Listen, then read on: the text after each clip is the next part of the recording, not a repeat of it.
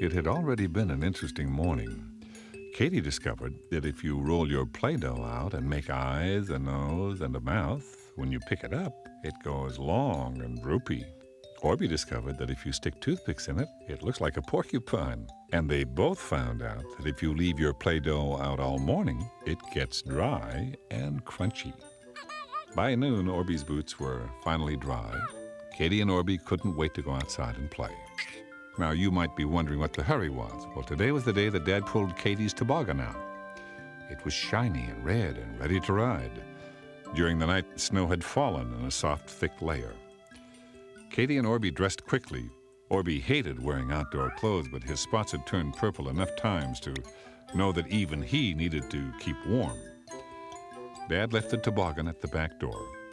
Katie and Orbie opened the door and heard the soft quietness of the new fallen snow. As they stepped outside, their feet made crunching sounds and left perfect footprints in the snow. Katie picked up the toboggan, and Orbie set about making circles of footprints. He walked around and around and around. It wasn't long before the circles got lopsided and Orbie got dizzy. He ended up falling down in the snow and making another kind of print. That reminded Katie of angels.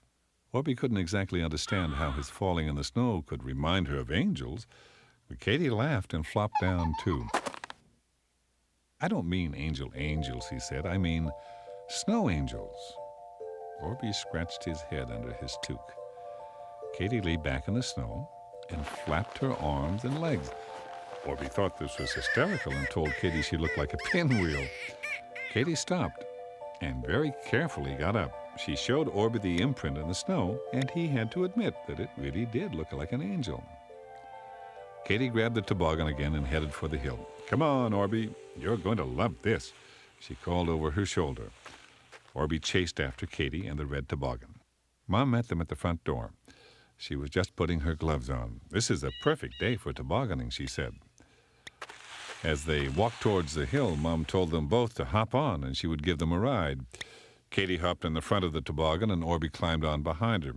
As soon as Mom started to pull the toboggan, Orbie rolled right over and flipped off the back. He landed ker-splat in the soft, cold snow. Mom stopped and looked back, and Katie turned in her seat. All she saw were two booted pink and red feet kicking in the air. "Sorry, Orbie," Mom said. She went over to sort him out. Orbie looked up as best he could and made a snow is soft type of sound. Katie laughed when she knew he hadn't hurt himself. When they arrived at the hill, there were lots of people there who were sliding on the snow. They didn't all have toboggans. They had sleighs, flying saucers, not Orbie's type.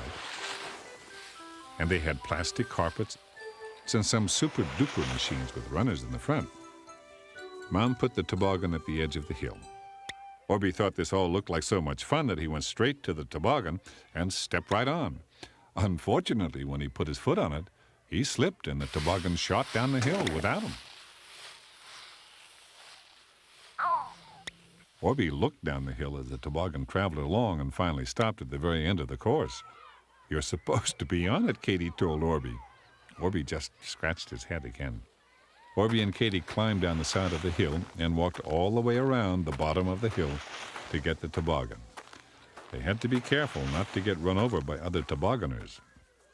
Finally, Katie grabbed the rope and they turned back. From down at the bottom, climbing up the hill looked like a lot of work. But Katie took Orbie's hand and told him that it was worth it. Once again at the top, Katie set the toboggan at the edge of the hill. "Climb on," Katie told him, and she ran over to Mom to get her to straighten out her mitten. "I'll be right back." Orbie sat down on the toboggan and waited a minute. Then he turned to see if Katie was coming. This was when he ran into trouble. You see, as he turned around, his boot hit the snow, and although he didn't mean to, he did push himself off down the hill. The problem was he was backwards and couldn't even see where he was going. Mom didn't like that, and you can be sure that Orbie didn't like it either. He looked up the hill and saw Mom waving at him to roll off and Katie jumping up and down. Orbie didn't like the thought of rolling off as much as he didn't like the thought of going down the hill backwards. Maybe tobogganing wasn't for him.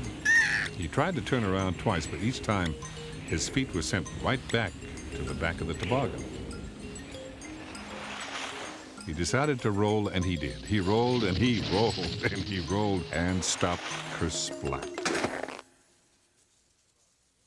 This tobogganing business was getting to be wet and a little uncomfortable, he thought, as he lifted his head up out of the snow. He did this just in time to see the toboggan race to the bottom and stop. He moved over to the side of the hill and started to walk down again. This time he grabbed hold of the toboggan, yanked it back up the hill. When he reached the top, he was out of breath and not too excited about ever tobogganing again. Mom came over and gave him a hug. She told him that this time she would hold the toboggan while he got on, and she wouldn't let go until both he and Katie said they were ready. With a sigh, Orbie agreed to try it one more time, although I have to tell you he wasn't looking forward to lugging the toboggan up the hill again. Anyway, Katie got on first and then Orbie. Mom told him to hold on tight. And he did. Mom gave them a gentle push. Slowly, the toboggan headed down the hill. Katie gave a whoop and a holler. Orbie just held tight. They went much faster this time because Orbie wasn't dragging his feet. Katie shouted back to Orbie that a big bump was coming. He held on tight. They went up in the air, and then they landed with a wonderful thumping noise and continued down the hill. Katie screamed and laughed out loud, and Orbie began to think tobogganing was a little bit more fun than last time. The toboggan went so fast it climbed halfway up the break wall and slid back down again. They both grabbed the rope and ran up the hill. That day, they went down the hill 21 times, and it wasn't until Mom mentioned hot chocolate that Katie and Orbie realized how tired they were. And do you know, that night, Orbie almost fell asleep in the tub, and Katie was almost too tired to brush her teeth. And when they finally fell asleep, they both dreamt of the lovely snowy day and the little red toboggan.